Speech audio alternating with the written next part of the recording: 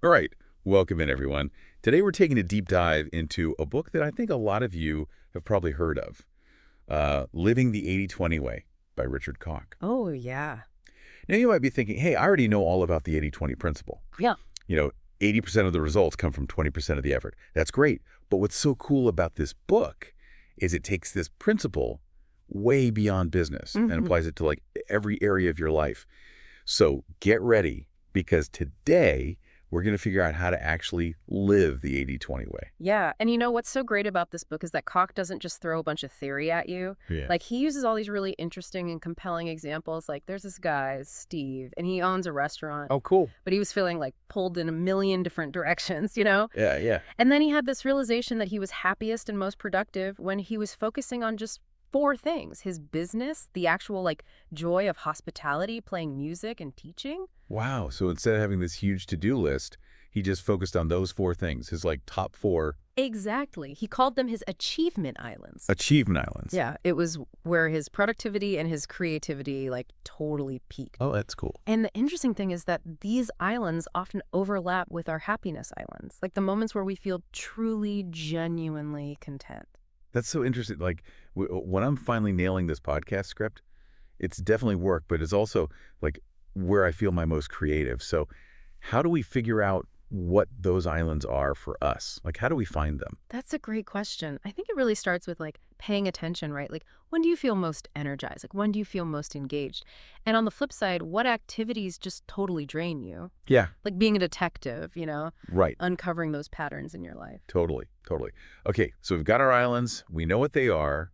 But there's this other kind of radical idea that Koch brings up in the book, and that is that we can achieve more by working LSS. Is that even possible? Right. It sounds a little counterintuitive, but, you know, think about historical advancements in agriculture. Okay. We're producing more food than ever before, but with a fraction of the workforce that we used to, or technology. Yeah. Our computers are like smaller and faster and way more powerful, but they're using fewer resources. That's a great point. Yeah. So it's all about working smarter, not harder. Okay, working smarter, not harder. Got it. So to make this a little more concrete, the book has this example of a self-employed person who decided to limit themselves to only 2 days Yeah. to complete a project that usually took 5. And what they found was that by like intensely focusing on the most valuable tasks, they ended up achieving, get this, 160% of their usual output. Yeah. In less time. Less time. So that's like peak efficiency. It is. But like, how does that work for somebody with a traditional, 9-to-5 job? Yeah. That's a great question. It's all about figuring out the 20% of your work that's actually driving 80% of the results, you know? Like, are you spending hours on email that could be automated or maybe even delegated? Oh, God. Or are you stuck in all these meetings that could have been like a 5-minute phone call? Yeah, I feel a little personally attacked Yeah. right now. Yeah. But, you know, it's so common. It's so common. Yeah, so the 80-20 way isn't about like slacking off or anything. Right. It's about being laser focused on the stuff that actually matters. Right, exactly. And that leads us perfectly into, you know, Cox's 3-step process for like putting this 80-20 principle into action. You know, first, choose your destination, then find the best route, and then take 80-20 action. Okay, so choosing your destination, that sounds a lot like setting goals. It is. It is. But it's a little bit more than that. It's Okay. about figuring out what truly matters to you. Like, what are those areas in your life? You know, Right. career, relationships, hobbies, personal growth, where you want to really excel. What does success look like for you personally? And this is where those islands come back in. Right? Absolutely. Like we want to choose a destination that aligns with those places where we're already like thriving. Totally. It's about working with those natural strengths and passions that you already have. Makes sense? And then the second step, finding the best route, is where things get really interesting because, like, typically we think that achieving big goals requires a lot of, you know, struggle and sacrifice. Yeah. But Koch suggests something different, you know? Mm. He says, choose the path that's the most enjoyable, the least worrisome. So like if it feels like a slog, it's probably the wrong route. Yeah, there's a good chance. Because if you genuinely enjoy the journey, you're way more likely to stick with it Oh yeah. and actually achieve those, you know, those amazing results. Like, imagine reaching your goal and feeling energized and fulfilled rather than burnt out. I like that a lot better. Yeah. Okay, so we've picked our destination. We found that, like, awesome route. Yeah. Now we have to take action. Yeah. So what does, like, 80-20 action actually look like? Well, it's all about taking those consistent steps towards your goals.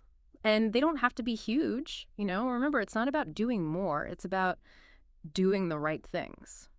And trusting that by focusing on that 20%, the other 80% will just kind of fall into place. Exactly. You know, it's being strategic with your time, with your energy, and making those choices that really align with your vision for your life.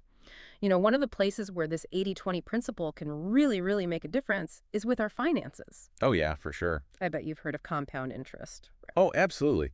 It's like magic, watching your money just grow and grow over time. It is, but the 80-20 way, like, takes it to a whole other level. It's not just about saving, like, any old way.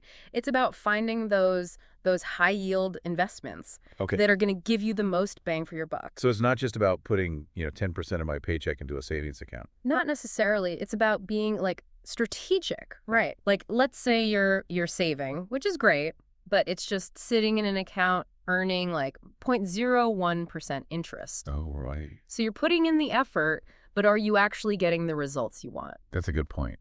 The 80-20 way, it encourages us to think outside the box a little bit. Yeah. And find those investments that have the potential to really, like, grow our wealth over time. Okay, that makes sense. Yeah. But investing can feel so intimidating, especially if you're not a financial expert. Like, how do you even know where to start? Right, and the book actually talks about this couple, Steve and Helen. Okay. And they were super consistent about saving just 10% of their income. Okay. But they didn't just, like, stash it away. They invested it wisely, right? Yeah. Focusing on things that had the potential for a higher return. Got it. And over time, that seemingly small amount grew into a significant sum, let them buy their dream apartment. Yeah. Wow, that's amazing. So it's really about, like, doing your research, finding those smart investments, and then just letting that compound interest do its thing. Precisely. It's about being, like, proactive, Yeah. taking control of your financial future instead of just, like, hoping for the best. Right. And you know what? This whole, like, 80-20 thing, it can be applied to, like, so many different areas, right? Oh. Like, what about relationships? Oh, that's a big one. Yeah. So, I mean, it's not about, like, cutting people out of your life or anything. Right. It's more about recognizing that, a small number of our relationships often contribute the most to our overall happiness. Right. Have you ever noticed, like, how some friendships just feel, like, effortless? Yeah. Yeah, You can just be yourself completely and they, like, energize you rather than drain you. Yeah, those are the people you, like, can't wait to see, Exactly. And so the 80-20 principle, it encourages us to, like, really prioritize those relationships, right? Yeah. Invest our time and energy in those connections that, bring us the most joy, the most support. And yeah, sometimes it might mean, letting go of those relationships that aren't really serving us anymore. Oh, got it. There's ones that leave us feeling kind of depleted. So, like, trimming the dead leaves off a plant to help the healthy ones grow. I love that analogy. Yeah. That's perfect. And, this definitely applies to romantic relationships too, right? For sure. Like strong romantic partnerships, they contribute so much to our well-being, but they do require effort. They do, yeah. So, like, how can the 80-20 principle help us have those fulfilling romantic relationships? Yeah, that's a good question. Well, it starts with, defining what your goals are for that relationship. Okay. What are your values, both of you? Right. Like, what are the core things that are important? Yeah. And then what kind of partnership do you want to build together? Oh, right? So once you have that, then it's about finding those ways to connect that are both, like, efficient and meaningful. Got it. Right.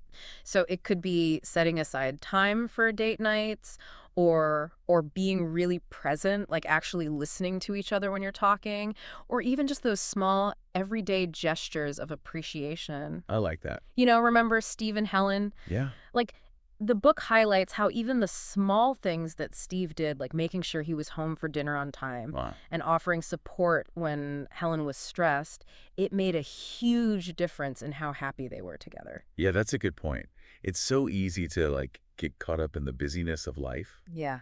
And forget about those little things, Totally. But, like, they really do make such a difference. They do. Now, Richard Koch also talks about, this 80-20 way as a path to like a simpler life.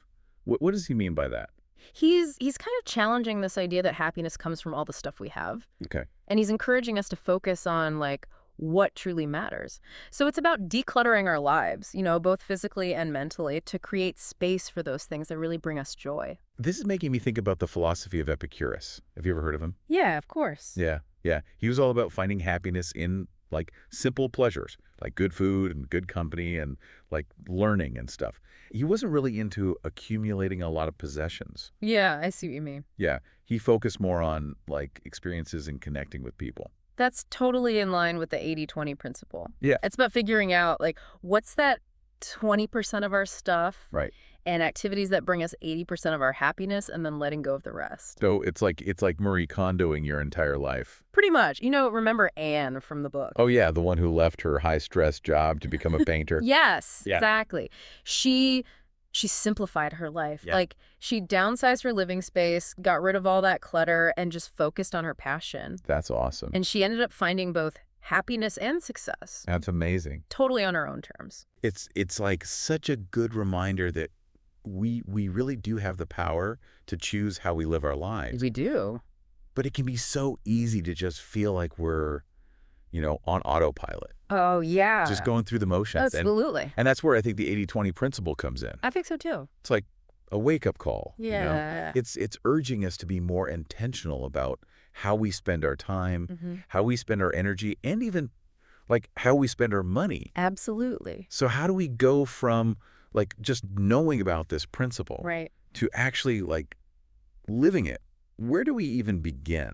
Well, I think the first step is just like awareness, right? Like, just take a look at your life Yeah. and notice those areas where you're feeling like overwhelmed or stressed or just, unfulfilled, because those are usually signs that you're like spreading yourself too thin or maybe focusing on the wrong things. Okay, so I've identified those areas where I'm feeling like stuck or just drained. Yeah. What do I do next? Ask yourself, what are the like vital few activities or relationships that are actually driving the most value in this area of my life? Oh, Once you've pinpointed those, you can start making those conscious choices about where you spend your time, your energies. So it's about saying yes to the things that matter Yeah, and no to the things that don't. exactly. And that can be hard at first, Yeah. especially if you're like used to saying yes to everything and everyone. Right. But the 80-20 principle, it gives us permission to be selective, Yeah. to put our own well-being first. And by doing that, we're actually creating space for more joy, Yes. more success, Mhm. more fulfillment. I love it. So,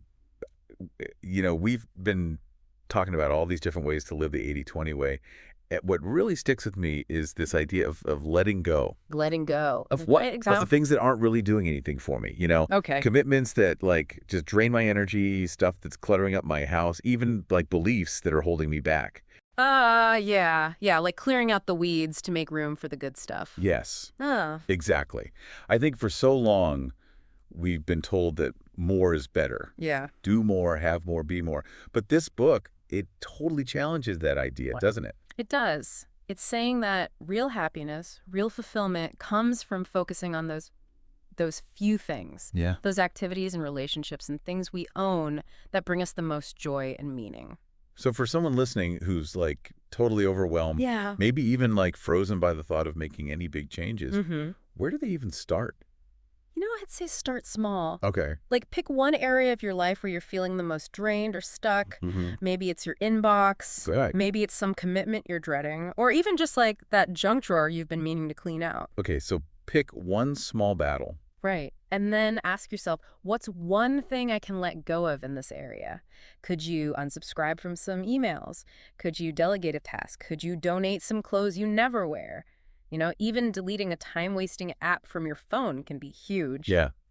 So it's about proving to yourself that you can make a change, Exactly. even a small one. Yeah, and it's a way to shift your mindset from feeling overwhelmed to feeling like you're in control. Yeah, I like that. And then as you start to see the benefits of simplifying, Yeah. you'll naturally want to do more. It's like a positive feedback loop. One small change leads to another, and suddenly you're living a life that feels so much more like you. Exactly. And that's what living the 80-20 way is all about. It's not about following strict rules. Yeah. It's about using this principle as a guide to create a life that's more fulfilling, more intentional. So just more joyful too, right? Absolutely. So as we wrap up this deep dive, I want to leave you with a challenge. Think about one area of your life where you want to see more joy, more success, more fulfillment. Now, what's your 80-20 destination in that area? Yeah, what's that destination? What's the most enjoyable, least stressful way to get there? And then what's one tiny action you can take today to start moving in that direction? I love it. Remember, even small steps, when you take them consistently, can lead to huge transformations. They really can. So embrace the power of this 80-20 principle and start living a life that's truly your own. Your own. A life that's full of purpose, passion, and joy. Thanks for joining us for this deep dive. We'll see you next time.